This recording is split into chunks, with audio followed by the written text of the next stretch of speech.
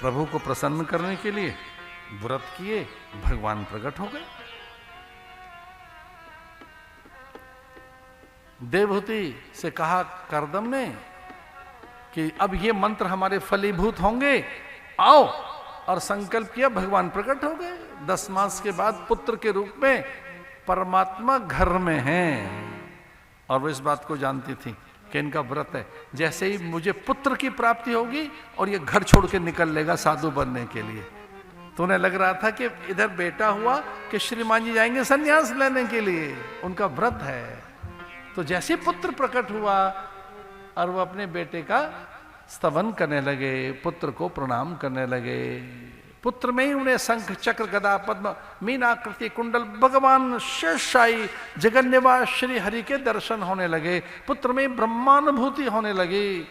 वो पुत्र नहीं परमात्मा है, वो समझ गए ये ब्रह्मांडों का रचयिता है, कोटि कोटि ब्रह्मांड इसने सृजित किए हैं। ऐसे करके हाथ जोड़ लिए और प्रार्थना कर रहे हैं करदम अपने पुत्र के। परमं प्रधानम पुरुषम महांतम कालम कवि त्रिवृतम लोकपालम। परमं प्रधानम पुरुषम महांतम। परमम ऊंचे से ऊंचा आप हैं। परमं प्रधानम, प्रधान भी आप ही हैं, ऊंचे आप हैं। परमं प्रधानम पुरुषम महांतम। जितने पुरुष होंगे उनमें महापुरुष, सत्पुरुष, दिव्य पुरुष, परम पुरुष, उच्च पुरुष, देवादिदेव आप ही हैं। महानतम, आप ही महान हैं, आप ही सर्वोच्च हैं। कालम कविम त्रिवृतम लोकपालम। आप काल के काल, महाकाल, अकाल हैं। प्रधानम, आप ही प्रधान हैं। कविम, आपने कवि का अर्थ यहाँ रचना से है कि आप ही रचनाकार हैं। लोकपालम, एक लोक के पालक हैं, और जितने भी लोकपाल हैं, जो कुछ भी सृष्टि का नियंत्रण करने वाली सत्ताएं हैं, उनके शीर्षस्थ, शिखरस्थ, उच्चस्थ और महा तत्व आप हैं। महानतम। हमारे यहाँ साधुओं को भी महंत कहते हैं, जो व्यवस्थाएं देखते हैं। धन्य है महाराज साधुओं की शक्ति, युक्ति, बुद्धि, मेधा, प्रतिभा, उनकी क्षमता धन्य है। वो कैसे मठ मंदिरों को चलाते हैं, विनम्र होकर किस तरह से चलाते हैं। ये धन्य है महाराज हमारे ये महात्मा, बड़े सरल, ऐसे महात्मा नहीं देखे इतना सरल विनम्र। हमारे पूज्य स्वामी उदय राम जी महाराज, कमाल है महाराज, धन्य है आप। आपसे मौन सीखना चाहिए, सभ्यता, शिष्टाचार, विनम्रता। कितने विनम्र हैं आप, कितने सरल हैं आप। हमें तो लगता है आपसे हमें सरलता ही सीख लेनी चाहिए। कितने तो सरल हैं, आपके गुरु की कृपा है आप पर। ये आपके गुरुओं की तो कृपा है, अगर गुरु कृपा न करे तो सरलता ना आए महाराज। महानतम, इतनी बड़ी व्यवस्थाएं। तो भगवान से प्रार्थना करने लगे। परमं प्रधानम पुरुषम महांतम कालम कविम त्रिवृतम लोकपालम। अब बड़े हैं, है तो मेरा बेटा पर तू परमात्मा है, प्रणाम, ऐसा कहकर और निकल पड़े कि मुझे सन्यास लेना है। सर्वम सन्यस्तम मया। अब कोई कामना तो रही नहीं, ऐषणा तो रही नहीं, आपको पाकर जीवन धन्य हो गया। अब ब्रह्मानुभूति करेंगे, सभी में आप ही को देखेंगे, उस निर्गुण में ध्यान करके और निराकार ब्रह्म की उस निर्वितर्क अवस्था में, निर्विकल्प अवस्था में सर्वत्र आपका ही अनुभव करेंगे। कोई दूजा है नहीं, आपसे भिन्न कुछ नहीं है, ये विचार करेंगे। ऐसे कह के निकल गए वो तो। देवहूति रह गई अपने पुत्र के पास। और फिर कुछ दिनों के बाद पुत्र ने ही मां का कल्याण किया। मां में बार बार एक कल्पना जगती थी, बार बार मन में एक बात आती थी। मां रोज एक नई बात सोचती थी, एक चीज रोज उसमें आती, मुझे गुरु बनाना है, मुझे गुरु बनाना है, मैं गुरु बनाऊंगी। मैं एक बार गुरु बनाकर मैं भी अपने पति की तरह से तर जाऊंगी। मेरे पति में किस तरह की महानताएं सिद्ध हो गई, मैं भी गुरु तो मैं भी बनाऊंगी। मैं भी गुरु का अनुसरण अनुपालन करूंगी, मैं भी गुरु का एक प्रकार से उस मार्ग पर चलूंगी, गुरु के मार्ग पर। रोज ऐसा करती थी। एक दिन चौकपुर लिया, बंधनवार, तोरणद्वार, मंगल कलश, घर सजाया, पकवान व्यंजन मिष्ठान, और छोटे से कपिल ने, भगवान ने पूछा अपनी माँ से, बालक ने पूछा, माँ आज क्या है? तो माँ ने कहा आज मैं गुरु बनाऊंगी, और आज ये पूरी पकवान व्यंजन मिष्ठान इसलिए है, मंगल कलश तोरणद्वार और ये बंधनवार इसलिए सजाए।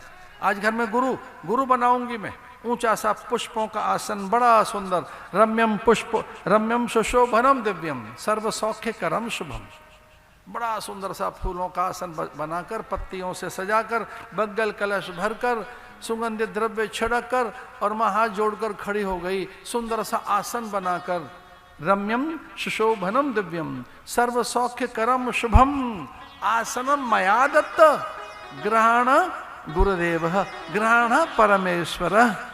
अपने बेटे का हाथ पकड़कर कहने लगी, बैठ जाइए आसन पर, ये आपके लिए सजाया है। भगवान कपिल ने कहा, अच्छा तू मुझे पहचान गई? बोले हाँ, जब आपके पिता आपको प्रणाम कर रहे थे, मैंने देख लिया था खिड़की में से, वो आपको प्रणाम कर रहे हैं। उनका ये संकल्प था कि तू नारायणी है, पर मैं नहीं पहचान पा रही तुझे, मैं जान नहीं पा रही हूं तुझे, तू मुझे बेटा जैसा ही दिखता है, नारायण का कोई लक्षण तुझ में नहीं, कहीं से भी तो तू परमात्मा नहीं दिखता है। पर चूंकि तेरे पिता मिथ्या नहीं बोल सकते, बैठ बैठ यहां बैठ। ग्रहण परमेश्वर इया गच्छ इया तिष्ठ वरदौ भव सुप्रसन्नौ भव। बैठ बैठ इस आसन पर, और अपने पुत्र को आसन पर बिठा दिया, हाथ जोड़कर बैठ गई। कहे गुरुदेव बुद्धि दीजिए, मुझे आए समझ के आप भगवान है, मेरे गुरु हैं। स्वतेजसा उद्ध्वस्त गुण प्रवाह। पर इतना ही था कि भगवान कपिल ने, सिद्धानाम कपिलौ मुनि, भगवान स्वयं कहते हैं कि सिद्धों में मैं कपिल हूं, मैं कपिल स्वयं हूं, मैं परमात्मा सिद्धों में कपिल हूं। तो आप मुझे दर्शन दीजिए। कपिल भगवान बैठ गए आसन पर।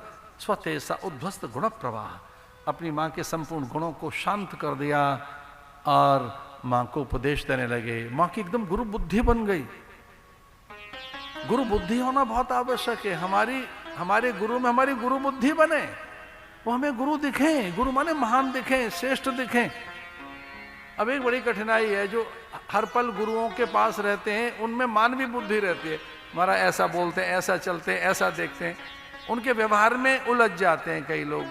निकट रहने वाले साधकों के साथ ये एक संकट है कि उन्हें अच्छे महापुरुषों के संग रहकर उनकी बुद्धि कई बार मानवीय बन जाती है। लेकिन मेरा ऐसा मानना है, आप विश्वास कीजिए, हमने अपने गुरु को कभी मनुष्य नहीं माना, हमने नहीं माना कभी, कभी नहीं, कभी नहीं। सच में कान पकड़ के कह रहे हैं, हमने नहीं माना। कई बार ऐसा लगा कि हमारा ह्यूमन बीइंग है, हमें ऐसा लगता था महाराज जी भी वैसे ही हैं जैसे हमें सब है, हमें लगता है हमारे गुरु जी वैसे ही हैं जैसे और हैं सब हैं। ऐसी वैसी बातें करते हैं संसार की, कई बार हंसाते हैं, हंसते हैं। क्या सच में ये भगवान है? तो हमें अंदर से प्रेरणा मिलती कि तेरा अज्ञानी तुझे ठग रहा है, सच मान तेरा गुरु भगवान है। गुरुरेव परब्रह्म तस्मै श्री गुरवे नमः। तो ये भी कभी कभी प्रार्थना करते रहो अपने गुरुजनों से कि हमारी बुद्धि में माया का प्रवेश न हो जाए, वो ठग न ले, हमारी बुद्धि में अज्ञान न आ जाए, अज्ञान आवरण से हम आपको मनुष्य न मानने लगे। देवहूति ने प्रणाम किया और